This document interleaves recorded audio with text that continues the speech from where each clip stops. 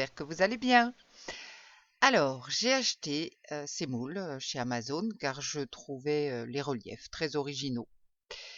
Ici, c'est des sortes de blocs qui peuvent faire penser un peu à des écailles. Ici, des vagues un petit peu grosses, des vagues un peu plus petites, et puis aussi les mêmes écailles, mais un peu plus petites. Et puis, bien sûr, il y a le porte-coaster avec. Bon, je vais voir ce que valent ces moules. J'ai aussi acheté ces Caméléon Flakes de chez Let's Resin. Je ne les ai pas encore utilisés, donc je ne sais pas ce qu'ils valent. Je vais bien voir. Alors ici, le petit pinceau qui va bien. Il y a donc 5 Caméléon Flakes différents. Ici, je crois que c'est le vert. Et bon, maintenant, il va falloir que je choisisse. Alors oui, je suis en train de regarder parce que c'est un peu difficile de trouver. C'est écrit noir sur un flacon foncé. C'est un petit peu compliqué. Donc voilà, oui, il y a 5 petits flacons. Alors évidemment, le rendu comme ça donne pas grand-chose. Et c'est toujours un petit peu compliqué de montrer tous les reflets. Alors maintenant, il faut que je choisisse ce que je vais mettre dans mes moules. Donc, normalement, j'avais décidé d'utiliser le lime, donc un peu un vert citron, hein, le bleu, le vert, le violet. Et il y a aussi donc un fuchsia. Donc c'est ce que j'avais prévu de faire, mais vous allez voir, je vais changer un petit peu d'avis lors de l'application et je vous expliquerai pourquoi. Donc voilà, c'est les couleurs que j'avais choisies. Je vais mettre des gants aussi parce que c'est très salissant et puis surtout ces Caméléon Flex, ça vole partout. Et c'est vraiment pénible après à enlever. Enfin bon, c'est comme ça, mais c'est sympa.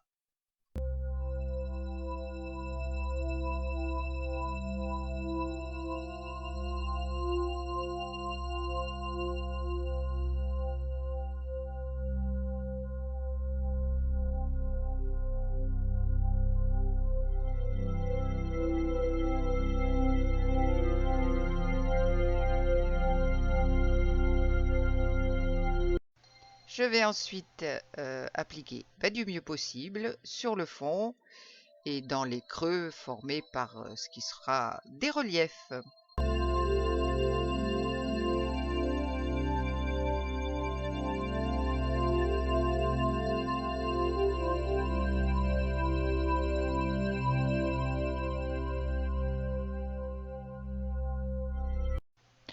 Alors, j'ouvre avec précaution parce que ces flocons s'envolent toujours un petit peu partout. Et d'ailleurs, je devrais porter un masque, ce que je vais faire un petit peu plus tard. Vous ne me verrez pas, mais je vais le mettre parce que ça s'envole partout. C'est assez catastrophique. Donc, on appuie bien avec le pinceau pour que les flocons adhèrent bien. Et puis après, eh bien, c'est un travail de patience.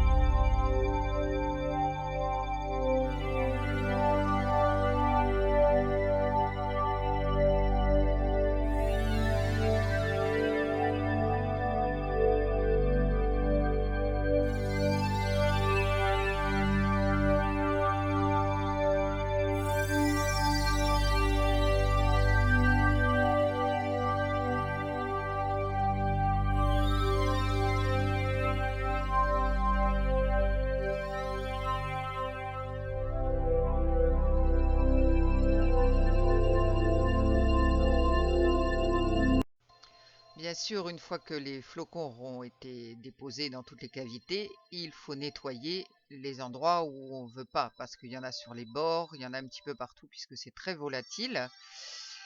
Donc voilà, je vais vous épargner le remplissage de toutes les cavités.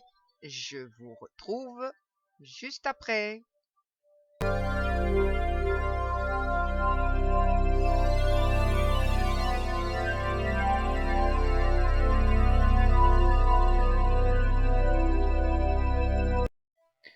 Alors, me revoilà. Bon, j'ai changé mon fusil d'épaule. J'ai bien rempli toutes les cavités, mais je sais pas pourquoi, j'ai un petit doute sur ces flocons, comme c'est la première fois que je les utilise. Vous voyez, c'est très joli, ça brille bien.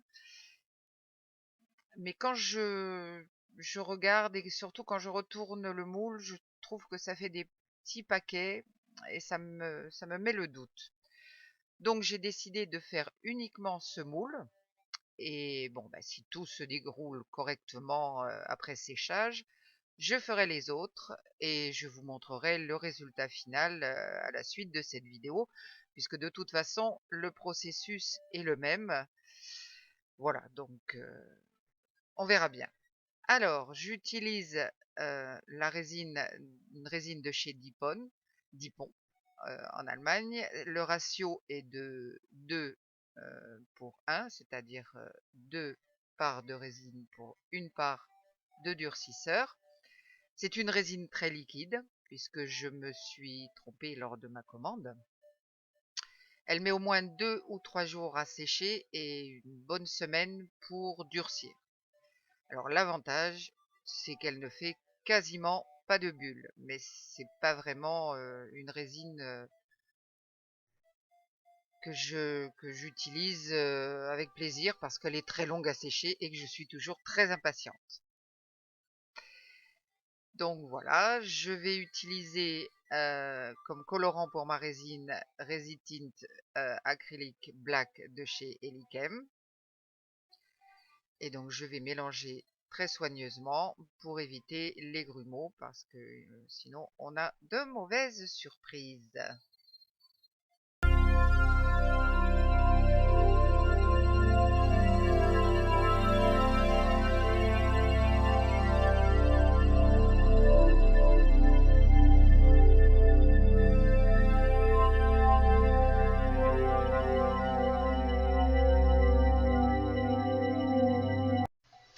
Donc, toujours mélanger bien soigneusement vos pigments, vos pâtes ou même si c'est un peu vos colorants liquides.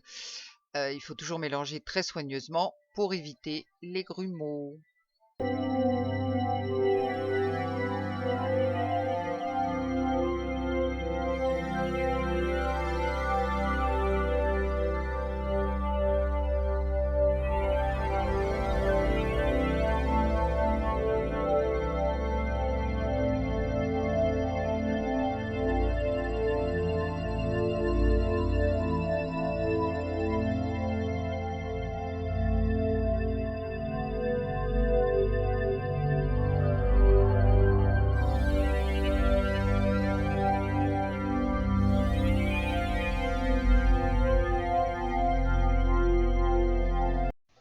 Et puis on verse tout simplement.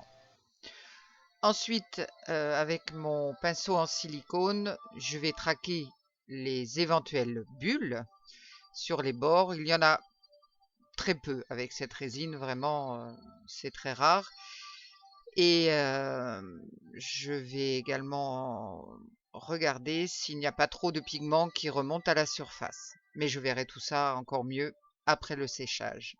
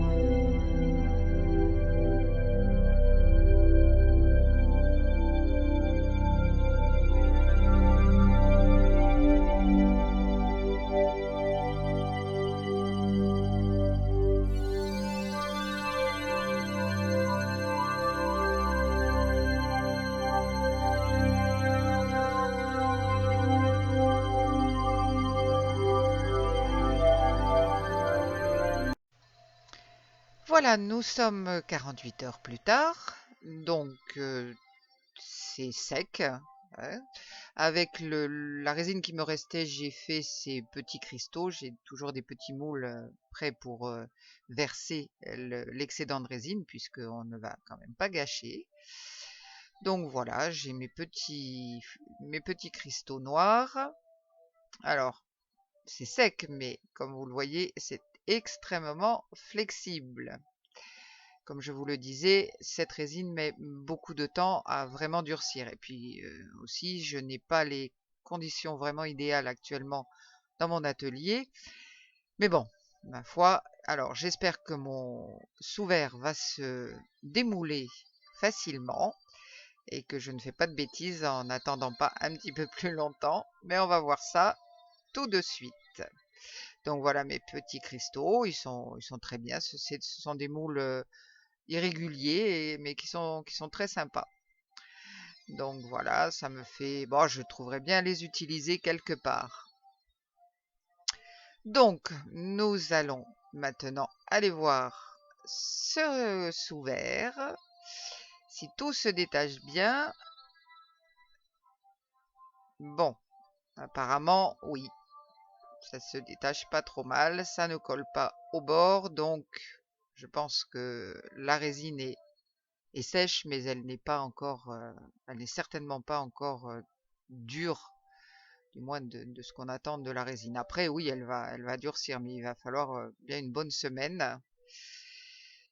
Donc, ça se détache bien, et maintenant, révélation du côté des flocons caméléons.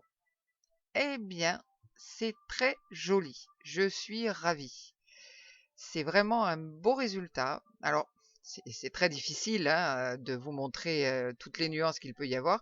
Il y a très peu de poudre qui soit remontée. Alors, il est flexible en effet. Mais bon, je vais pouvoir faire les autres. Et les résultats des reflets sont vraiment superbes.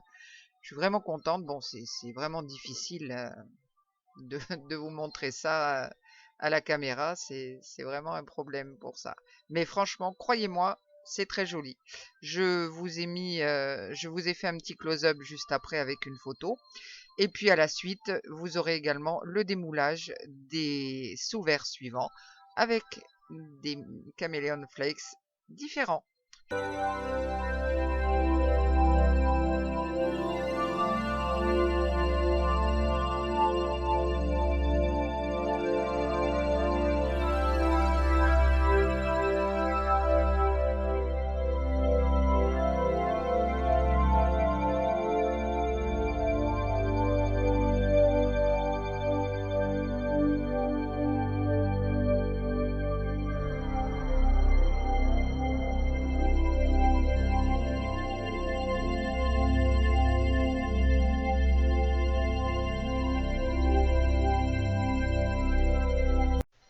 Voilà, nous sommes 24 heures plus tard parce que j'ai utilisé une autre résine qui sèche plus rapidement. Et c'est le moment du démoulage. Donc, allez, je me lance. Bon, voici l'envers. Donc, sur celui-ci, il y a un petit peu de résine qui a coulé, mais ça, c'est pas grave. C'est quand je les ai bougés pour les emmener au séchage. Donc, je croise les doigts. J'ai juste une petite bulle sur celui-ci, mais c'est pas grave. Donc, je me lance. Alors, voyons ce que ça donne pour ce premier. Je vous mettrai la liste des Chameleon Flex que j'ai utilisés dans la boîte de description. Waouh, c'est superbe. Ah oui, oui, vraiment, c'est magnifique, j'adore. J'espère que vous pouvez voir. Allez, le second maintenant. Voyons un petit peu si c'est aussi joli que l'autre. Tout se démoule parfaitement, c'est déjà bien. Bon, je suis très impatiente, hein. J'aurais pu attendre encore un petit peu, mais bon. Voyons. Ah, il est très joli aussi. Ça, c'est avec le fuchsia. Donc, il y a des reflets de vert. Enfin, voilà. C'est superbe. Oui, vraiment, je suis très contente. Tous ces reflets sont vraiment magnifiques. Bien, nous allons passer au troisième. Je ne me rappelle plus exactement lequel j'ai utilisé, mais je l'ai quelque part, donc je saurai. Allez, on va essayer de voir si tout est aussi bien. Voyons, bon, toujours, ça se démoule toujours très bien. Donc, c'est bon signe. Et voyons, waouh, celui-là aussi, il est magnifique. Vraiment, il y a des reflets dorés, des reflets violets, des reflets fuchsia. Enfin bon, c'est vraiment superbe. Si vous pouviez les voir en vrai, il y a vraiment plein de nuances, toutes différentes et plus belles les unes que les autres. Donc là, eh bien, je suis très contente et j'espère que vous appréciez aussi. Je vais aller maintenant chercher le troisième, celui que j'avais fait en premier. Donc voilà, les voilà tous les quatre réunis. Bah écoutez, je suis vraiment très contente. Les voici à la lumière du jour. Donc regardez un petit peu ces reflets. Ah non, vraiment, je suis ravie. C'est beaucoup de travail parce que c'est vrai que de mettre ces flakes, ces flocons dans les moules, c'est quand même un travail assez long. Mais vraiment, le résultat en vaut la peine. Je trouve que c'est presque des objets de décoration. Je vais vous faire en suivant un petit close-up en espérant que vous pourrez bien apprécier les reflets, mais c'est un petit peu difficile à la caméra. Donc, nous allons arriver à notre petit close-up et puis j'ai une ou deux photos à la fin de cette vidéo. Voilà. Donc, notre petit close-up. Ouais, c'est vraiment dur. Alors, je l'ai fait à la lumière du jour, je l'ai fait avec la lumière circulaire que j'ai, mais c'est vraiment très compliqué hein, de vous montrer vraiment le rendu de toutes ces nuances. C'est vraiment magnifique. Non, je suis très contente.